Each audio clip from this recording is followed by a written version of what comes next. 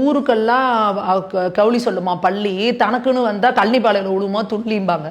அந்த மாதிரி ஊருக்கெல்லாம் சொல்லுவாங்க, உலகத்தரம் வாய்ந்த கல்வி எங்கள் தமிழ்நாட்டில் தான் இருக்குது, உலகத்தரம் தான் வாய்ந்த கல்வியை நாங்கள் தான் கொடுக்குறோம், எங்கள் தமிழ்நாட்டில் 2 மொழி தான், அதுக்கு மேலே வந்தால் எவனாக இருந்தாலும் விடமாட்டோம், இப்படிலாம் பேசுகிறீங்க.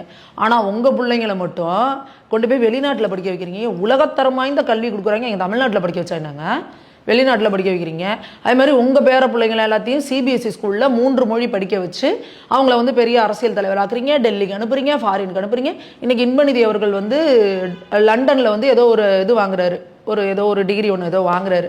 உண்மையான வாழ்த்துக்கள், தம்பிக்கு வாழ்த்துக்கள். ஆனால் அவரோட தாத்தா ஒரு பெரிய கோடீஸ்வரனாக இருக்கிறதுனால அவர் சிபிஎஸ்சியில் 3 மொழி படித்து இன்னைக்கு லண்டன்லாம் போய் பண்ணுறாரு. ஆனால் எங்கள் தமிழ்நாட்டில் இருக்க ஏழை பிள்ளைங்க அரசு ஸ்கூலில், கவர்மெண்ட் ஸ்கூலில் 2 மொழி தான் படிக்க முடியும், தமிழ் இங்கிலீஷ் தான் படிக்க முடியும். அதையும் நீங்கள் ஒழுங்காக சொல்லிக் கொடுக்க மாட்டீங்க, ஒழுங்காக வாத்தியார் போட மாட்டீங்க, கிளாஸுக்கு ஃபேனு கிடையாது, ஸ்கூலுக்கு டாய்லெட்டு கிடையாது.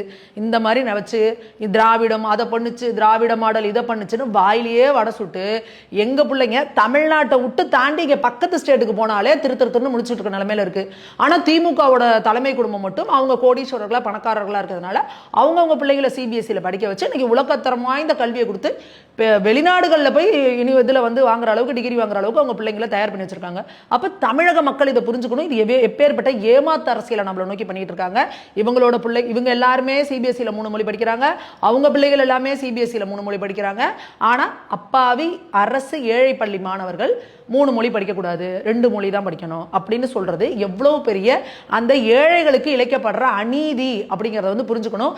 இன்னைக்கும் தமிழ்நாட்டில் இருக்கிற சிபிஎஸ்சி ஸ்கூல்ஸ், மெட்ரிகுலேஷன் ஸ்கூல்ஸ் எல்லாத்துலேயும், பிரைவேட் ஸ்கூல்ஸ் எல்லாத்துலேயுமே 3 மொழி படிக்கிறாங்க.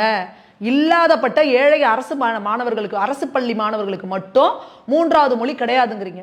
அப்போ இது எப்பேற்பட்ட ஒரு வேறுபாடு, பாகுபாடு, எப்படி அந்த மக்களை நீங்க ஏமாத்துறீங்கன்றத இங்கே தமிழகத்தில் இருக்க மக்கள் புரிஞ்சுக்கணும், கேள்வி கேட்கணும்.